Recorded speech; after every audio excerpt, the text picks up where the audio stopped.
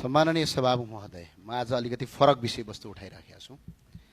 सरकारले अहिले पछिल्लो पटक ट्राफिक नियम उल्लङ्घन गर्नेहरूलाई कडा कानुनी सजाय गर्ने भनेर एउटा चर्चा ल्याएको छ, नियम बनाउने भनेर चर्चा आइराखेको छ। प्रहरीले प्रतिवेदन पनि पठाएको छ।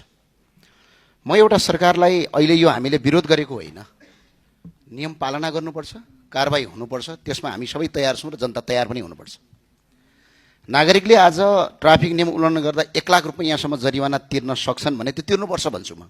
तर राज्य चाहिँ जिम्मेवारी हुने कि नहुने, राज्यले चाहिँ जे गरे पनि हुने, त्यो भए हुनाले अहिले यो सरकारलाई म अपिल गर्न के चाहन्छु भने अब हामी अलिकति फरक ढङ्गले जानुपर्छ। के गर्नुपर्छ भने राज्य पनि जिम्मेवारी हुन पर्यो, सम्बन्धित निकाय पनि जिम्मेवारी हुन पर्यो।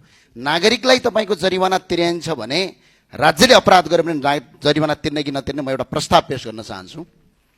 यदि नागरिकले 1 लाख रुपैयाँ जरिवाना तिर्छन् भने राज्यले तपाईँको यदि 24 घण्टाभित्र बाटोमा खाल्डो मात्र भेटियो भने 1 लाख जरिवाना राज्यले तिर्ने, ट्राफिक बत्ती बिग्रेको अवस्था बनाएन भने 1 लाख तिर्ने, ट्राफिक प्रहरीले रुखो व्यवहार गरेमा 50,000 तिर्ने, राति सडकमा बत्ती बिग्रिएमा 50,000 तिर्ने, ट्रायल पास भएको 7 दिनभित्र लाइसेन्स आएन भने 50,000 तिर्ने र तपाईँको यदि कुनै पनि नागरिकलाई सडकमा खाल्डो भएर सडकको अवस्था बिग्रिएर सवारी दुर्घटना भयो भने सम्बन्धित निकाय र ठेकेदार कम्पनीलाई ज्यान मान्ने उद्योगमा मुद्दा चलाउने कानुन ल्याउनका लागि कानुन मन्त्रीज्यूलाई म संसदमा अपिल गर्न चाहन्छु।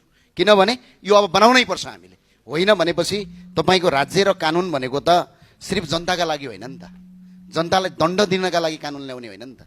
कानुन भनेको जनता र सरकार मिलेर दुईटा सहकार्यमा गर्ने हो। त्यो भएको हुनाले यो नियम आओस्, यो आउनुपर्छ, तर यो आउँदै गर्दा सम्बन्धित निकाय चाहिँ रेस्पोन्सिबल हुने कानुन पनि आओस्, अनि त्यो आइदियो भने हामी संसदबाट पास गर्छौँ।